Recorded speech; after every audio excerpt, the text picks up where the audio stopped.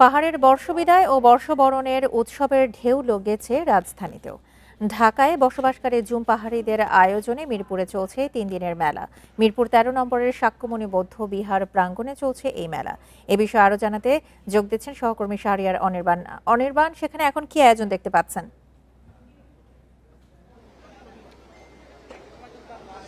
দেখুন, 3 দিন ব্যাপী এই আয়োজনের আজকে দ্বিতীয় দিন।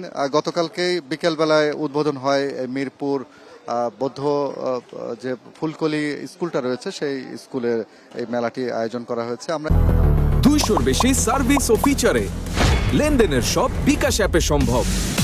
এখানে যেটা দেখতে পেয়েছি যে পাহাড়ের যে জুমের যে ফসলগুলো রয়েছে সেই ফসলগুলো এখানে নিয়ে আসা হয়েছে।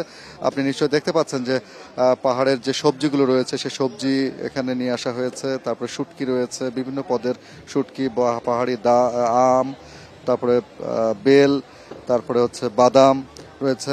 আপনাকে আরেকটা বেশ আলোচিত একটি ফল দেখায়, সেটা হচ্ছে রক্তফল। এই রক্তফলটি পাহাড়ে এই সময়টায় হয়। তো এই ফলটি প্রচুর রসালো এবং মিষ্টি নোনতা স্বাদ যুক্ত, প্রচুর পুষ্টি সমৃদ্ধ এই ফলটি। সাধারণত এই বৈশাখের আগ জুড়ে, অর্থাৎ বৈশাখের আগের এই সময়টায় এটা হয়। তো যার কারণে খুবই রসালো এবং পুষ্টিকর এই ফলটি পাহাড়ে বেশ জনপ্রিয়, এবং ধীরে ধীরে আমরা জানতে পেরেছি যে আমাদের সমতলেও সাধারণ মানুষের কাছে বেশ জনপ্রিয় হয়ে উঠছে।